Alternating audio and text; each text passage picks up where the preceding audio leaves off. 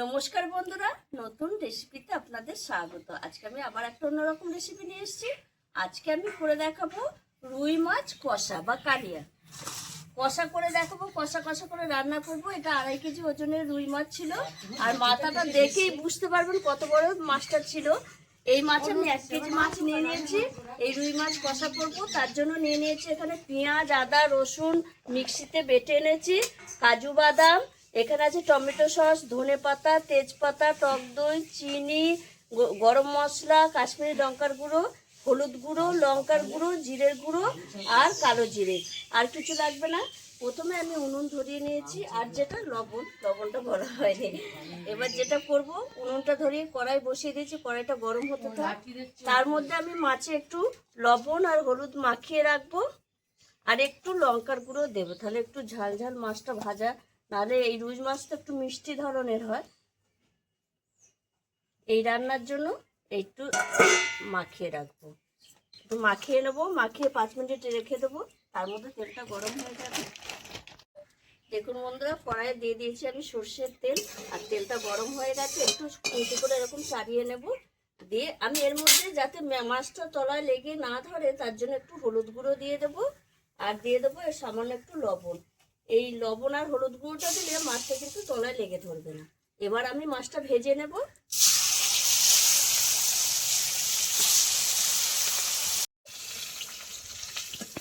দেখুন বন্ধুরা, মাছ সব ভালোভাবে লাল লাল করে ভেজে নিয়েছি, তুলে নিচ্ছি।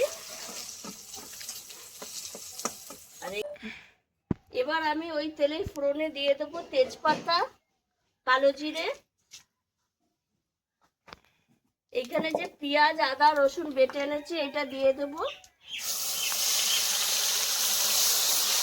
এই পেঁয়াজ, আদা, রসুনটা না ছেটকানোর কারণ হচ্ছে আমি যে হলুদ দিয়ে নুন দিয়ে মাছটা ভেজেছি, তারপরে এটা ছিটকালো না, নাহলে একটু ছেটকায় এটা।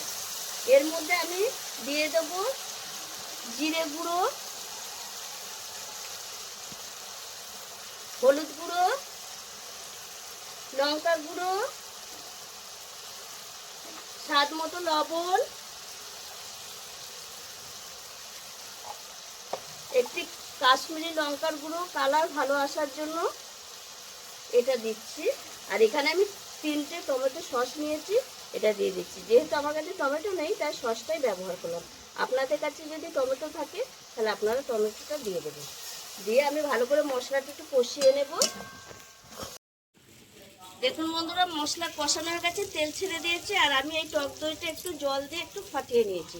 এবার আমি এটা দিয়ে দেবো, আর দিয়ে দেবো এখানে কাজু বাদাম বাটা,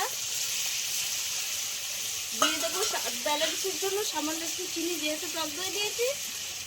দিয়ে আর একটু কষিয়ে নেবো সব কিছুর সঙ্গে। দেখুন বন্ধুরা, সব কিছু কষানো হয়ে গেছে। এবার আমি মাছগুলো দিয়ে দেবো এর মধ্যে। মশলার সঙ্গে মাছও একটু 1 মিনিট মতো এরকম নেড়ে চেড়ে কষিয়ে নেব।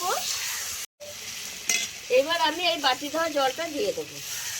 এটা ফুটে উঠবে 2 মিনিট, তারপরে নামাবো।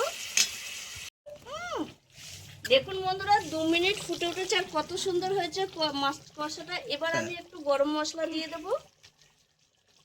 এই গরম মশলাটা দিলে খেতে ভালো লাগে। আপনাদের কাছে ঘি থাকলেও ঘি দিতে পারেন, কিন্তু আমি আজকে ঘি দেবো না, আমি ধনেপাতা দেবো। গরম মশলা দিয়েছি, এবার একটু ধনেপাতা দেবো, ফ্লেভারটা সুন্দর গন্ধ আসার জন্য, আর অসাধারণ লাগবে এই খেতে। এবার আমি একটু ধনেপাতা দিয়ে দেবো, দিয়ে নামিয়ে দেবো। দেখুন বন্ধুরা, কত সুন্দর হয়েছে এই রুই মাছ কষাটা, অসাধারণ লাগে। একবার হলেও এই মাছের রেসিপিটা আপনারা করে খেয়ে দেখবেন, কথা দিচ্ছি বারবার খেতে ইচ্ছা করবে।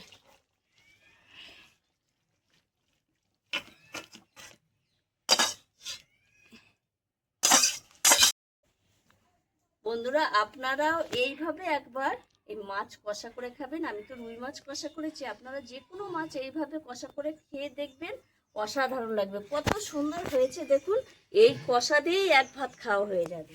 অসাধারণ একটা গন্ধ আসছে। আর আমার এই রেসিপিটি যদি আপনাদের ভালো লেগে থাকে, তাহলে লাইক করবেন, শেয়ার করবেন, সাবস্ক্রাইব করবেন। আবার দেখা হবে আগামী ভিডিও।